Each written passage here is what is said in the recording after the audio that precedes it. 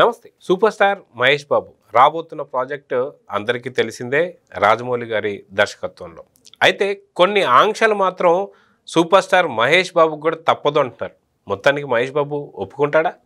అయితే ఈ విషయాలు మనతో మాట్లాడడానికి సీనియర్ జర్నలిస్ట్ హేమ సుందర్ గారు ఉన్నారు. వారిని అడిగి తెలుసుకుందాం. సార్ నమస్తే. నమస్తే అండి. సార్, రాజమౌళి గారికి సంబంధించిన సినిమాలు చేయాలంటే గతంలో ఆయన ఏదైతే చెప్తే ఖచ్చితంగా హీరో లేదని చెప్తే డైరెక్టర్లు వినడం మనం ఎన్నోసార్లు చూసాం. కానీ చాలా తెలుగు ఇండస్ట్రీలో చూసుకుంటే కొత్త ఒరవడిలాగా చూసుకోవాలి. అదేంటంటే రాజమౌళి గారి డైరెక్షన్లో వర్క్ చేయాలంటే కొన్ని ఆంక్షలు తప్పవు.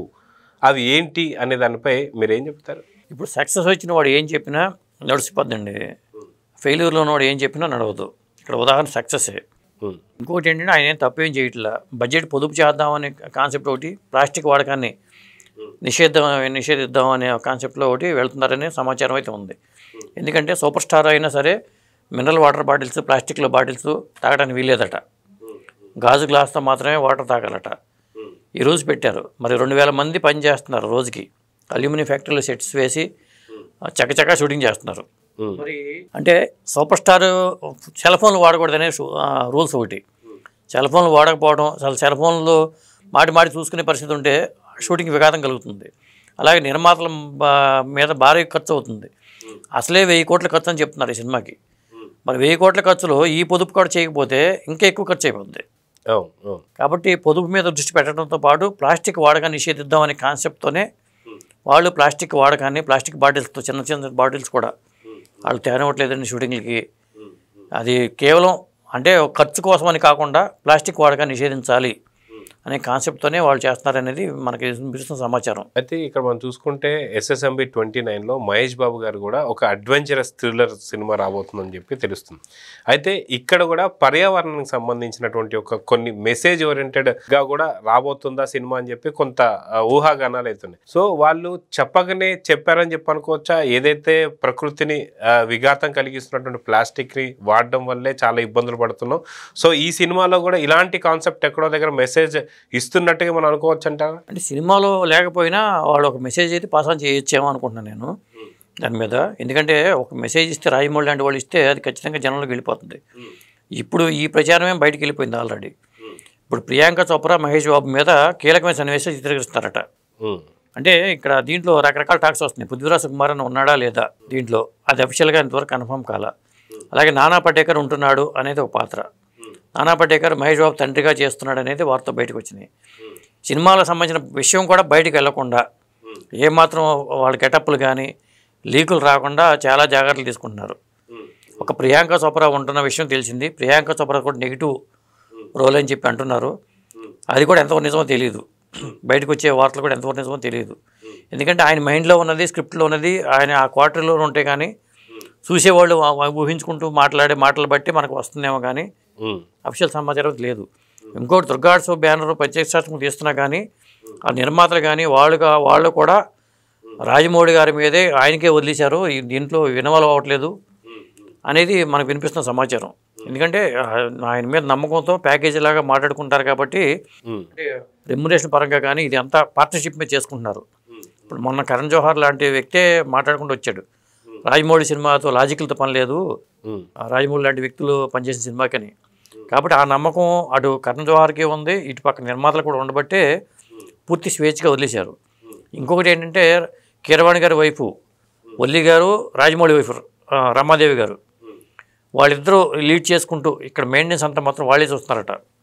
అదండి. అదే మనం చూసుకుంటున్నాం. గతంలో కూడా ఏదైనా సినిమా షూటింగ్స్కి సంబంధించి చూసుకుంటే సెల్ ఫోన్లు తీసుకెళ్ళకూడదు అనేది ఖచ్చితంగా అది నిజమే. ఎందుకంటే తీసుకెళ్ళిన కొంతమంది ఎవరైతే హీరోలు కాకపోయినా సరే మిగతా ఎవరైతే ఆర్టిస్టులు కావచ్చు లేదా జూనియర్ ఆర్టిస్టులు కావచ్చు ఫోన్లతో కొన్ని సన్నివేశాలు కానీ లేదా కొన్ని పిక్స్ కానీ దానికి సంబంధించినటువంటి ఒక సెట్ లొకేషన్ సంబంధించిన ఇమేజెస్ కూడా బయటికి రావడం మనం చూస్తూ వస్తున్నాం. సో ఫోన్లు తీసుకురావడంలో పెద్ద తప్పులేదు. కానీ మిగతా ప్లాస్టిక్ వాడకపోవడం కావచ్చు లేదా అందరూ కూడా గాజు గ్లాసులకు సంబంధించినటువంటి ఒక వాడడం కావచ్చు.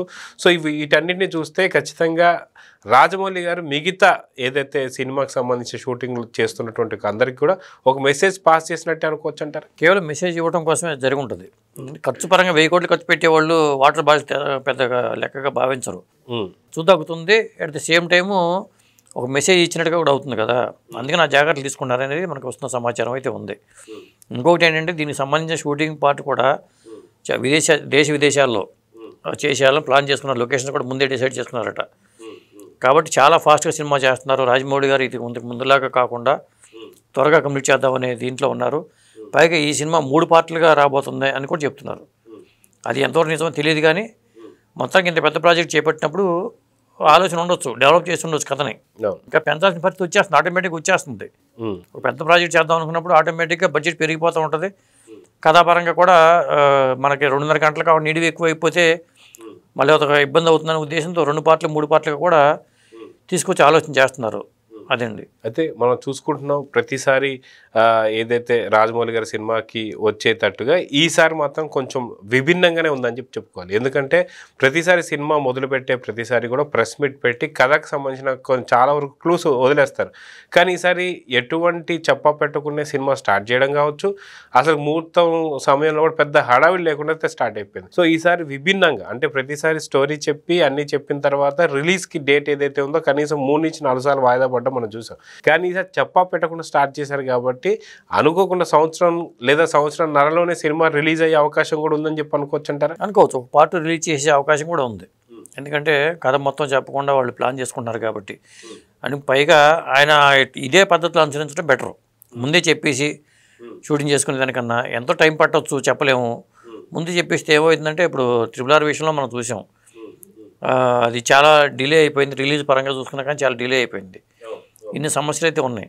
కాబట్టి చెప్పకుండా చేసుకోవటం అనేది చాలా బెటర్ మెథడ్ అనిపిస్తుంది. లేకపోతే ఊహాగానాలు, రకరకాల ఊహాగానాలు వచ్చేస్తూ ఉంటాయి. వీటికన్నిటికీ చర్చించుకుంటూ ఉంటారు. అవసరమా సినిమా ముందు ప్రచార కార్యక్రమం మొదలు పెట్టుకుంటే సరిపోతుంది. అయితే దాదాపు మీరు అన్నట్టుగా ఏదైతే ఈ సినిమా SSME 29 ఏదైతే ఉందో ఈ సినిమా ప్రపంచవ్యాప్తంగా వరల్డ్ వైడ్గా రిలీజ్ కాబోతున్న సినిమా, అదే 1000 కోట్ల బడ్జెట్ అని చెప్పి అంటున్నారు. నిజంగా మీరు అన్నట్టుగా ఒకవేళ ఇది 3 పార్ట్ల కింద డివైడ్ అయినా సరే కనీసం 9 గంటల నిడివి వస్తాయి. కంప్లీట్ సినిమా ఏదైతే 9 గంటల నిడివి వస్తే ఈ 9 గంటల నిడివిని కూడా 3 పార్ట్లుగా 3 సినిమాల కింద చేసుకునే అవకాశం అయితే ఉంటుంది. అయితే ఆ రకంగా చూసుకుంటే దాదాపు ఓన్లీ 300 కోట్లు 350 కోట్లు మాత్రమే ఒక్కొక్క పార్ట్ ఖర్చు పెట్టినట్టుగా మనం చూసుకోవచ్చు. సో నిజంగా ఒక్కొక్క పార్ట్ ఒక 2000 నుంచి 3000 కోట్లు వసూలు చేస్తే, అంటే ఇప్పుడు దాకా మనం చూసాం దంగల్కున్న రికార్డ్ని మొన్న మధ్య పుష్ప 2 రికార్డు బద్దలు కొట్టింది. సో అలాంటి రికార్డులు ఒక్కొక్క సినిమా బద్దలు కొట్టుకుంటూ వెళ్తే నిజంగా మళ్ళీ రాజమౌళి గారికి ఇంకా ఎదురు లేదని చెప్పి అనుకోవచ్చు అంటారా? అంటే 1000 కోట్ల బడ్జెట్తో 3 పార్ట్లు అవుతాయని నేను అనుకోవట్లా. ఒక పార్ట్కే 1000 కోట్ల బడ్జెట్గా చూడాల్సి వస్తుంది. కొంత ఏమన్నా ఇది తగ్గుద్దేమో, కానీ ఇన్ని పార్ట్లు తీస్తే బడ్జెట్ పరంగా 300 కోట్లు పెట్టుకుని 2000 కోట్లు వసూలు చేయొచ్చు అనుకోవడం ఆ లెక్కలో కొద్దిగా కరెక్ట్ కాదనిపిస్తుంది నాకైతే. సో ఈ సినిమాకి సంబంధించి ఎలాంటి ఊహాగానాలు ఉన్నాయి, ఎలాంటి ఎక్స్పెక్టేషన్స్ ఉన్నాయి, ఎలాంటి హైప్ ఉందంటే ఏం చెప్తారు? ఊహాగానాలు లేకుండా ఉండటం కోసమే ఆయన ప్లాన్ చేసి సినిమా చేస్తున్నారు. కాబట్టి ఊహాగానాలు ఉండకూడదు ఇక నుంచి. గతంలో వచ్చిన ఊహాగానాల్లో విజేంద్ర ప్రసాద్ గారు కొన్ని ఇంటర్వ్యూలు చెప్పడం కానీ, దాన్ని బట్టి ఇలా ఉంటుంది, ఇది ఫారెస్ట్ బ్యాక్డ్రాప్లో ఉంటుంది, ఒక ట్రావెలర్గా ఆయన ఉంటాడు. ఈ మధ్యన ట్రావెలర్ కాన్సెప్ట్ కూడా బాగా క్లిక్ అయింది. ఫారెస్ట్ ట్రావెలర్ అంటే అది ఒక వెరైటీగా ఉంటుంది కదా. కాబట్టి అది ఎట్లా వెళ్తుంది, ఇది అన్వేషణ లేకపోతే ఏంటి అనేది అది మనం ఊహించుకోవడం తప్పితే ఆ సినిమా ఎట్లా ఉంటుంది ఏంటి అని ఎవరో చెప్పలేము కూడా. సో చూద్దాం సార్. ఖచ్చితంగా మొత్తానికి SSME 29 మాత్రం అది సినిమాలోనే కాదు, సినిమా తీసేటువంటి విధానంలో కూడా కొత్త ఒరవడైతే మనం చూడబోతున్నాం. సో చూద్దాం జరుగుతుంది. నమస్తే. నమస్తే.